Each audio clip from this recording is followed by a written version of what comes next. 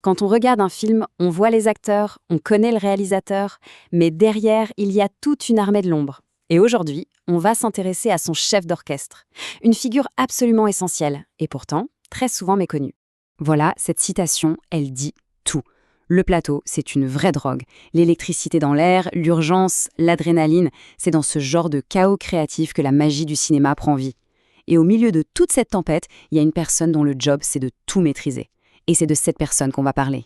Ce chef d'orchestre, c'est le premier assistant réalisateur. On l'appelle souvent le premier AR.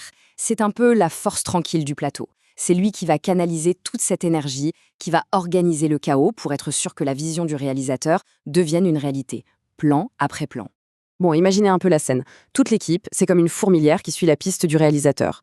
Mais dès qu'il y a un pépin, que le chemin n'est plus clair ou qu'il y a une question purement logistique, eh bien tous les regards se tournent vers une seule et même personne, le premier AR.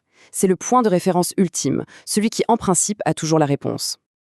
Ok, mais alors, c'est quoi sa mission, concrètement? Qu'est-ce qu'il fait de ses journées? Eh bien, avant même de rentrer dans le détail de ses tâches, il y a une chose très importante à clarifier. Une idée reçue qui a la vie dure. Attention, il y a une distinction cruciale à faire. Le premier assistant réalisateur n'est pas l'assistant du réalisateur. Non, non, il n'est pas là pour lui servir le café ou pour gérer son agenda personnel. Absolument pas. Son seul et unique patron, c'est le film. Il travaille pour le projet, pour l'équipe, pour que tout se passe bien.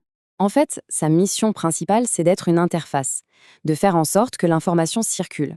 Il est vraiment le pont entre la vision artistique du réal, les contraintes de la production, l'argent, le temps, et les besoins de toute l'équipe technique sur le plateau. C'est lui qui s'assure que cette énorme machine de tournage fonctionne parfaitement. On dit souvent de lui qu'il est l'huile dans les rouages, et l'image est parfaite. Alors, son travail, il se divise en deux très grandes phases. Deux étapes bien distinctes, mais qui sont toutes les deux absolument cruciales.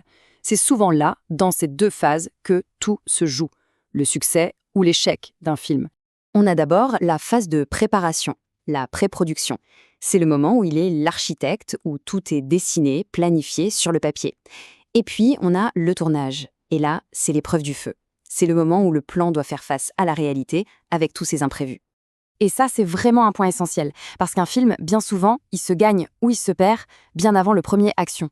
Pendant la pré-prod, le premier AR va littéralement décortiquer le scénario. C'est ce qu'on appelle le dépouillement.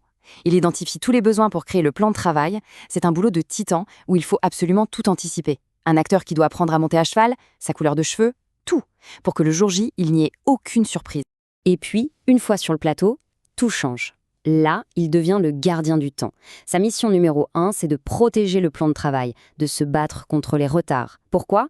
Pour que le réalisateur, lui, puisse se concentrer à 100% sur la création, sur ses acteurs. Du coup, le premier AR, il passe ses journées à éteindre des incendies, à résoudre des problèmes et surtout à essayer d'avoir toujours un coup d'avance. Et bien sûr, ce rôle n'est pas du tout le même selon le type de projet. Ça demande une adaptabilité de dingue. En fiction, son but, c'est de protéger le temps et la créativité du réalisateur. En pub, c'est différent. Là, il est là pour exécuter la vision très précise du client, de l'agence. Pas de place à l'impro. Et en documentaire, c'est encore autre chose. On est souvent sur une logistique plus légère, plus agile, avec une petite équipe. Mais voilà, on a beaucoup parlé de logistique, de planning, mais ce n'est qu'une partie du job. Le véritable art du premier assistant, ce qui fait la différence, ça se joue sur un autre terrain, bien plus subtil, la gestion de l'humain. Parce que, au fond, gérer un planning, c'est une chose, c'est de l'organisation. Mais gérer des dizaines, parfois des centaines de personnes, avec leur personnalité, leurs égos, la fatigue, le stress, ça, c'est de la psychologie de haut niveau. C'est vraiment là que le métier devient un art. Du coup, les qualités essentielles, c'est quoi? Eh bien, c'est d'abord la maîtrise de soi. Rester calme quand tout le monde panique.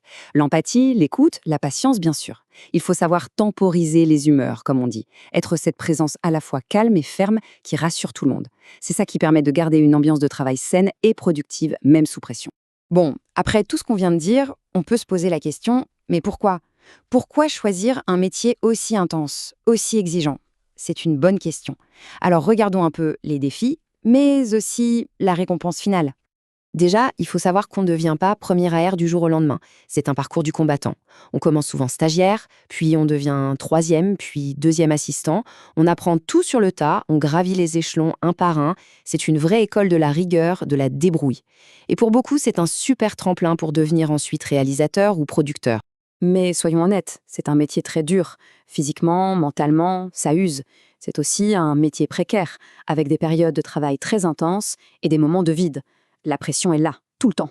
Mais, et c'est un grand mais, il y a une chose unique dans ce métier, on ne raconte jamais, jamais deux fois la même histoire.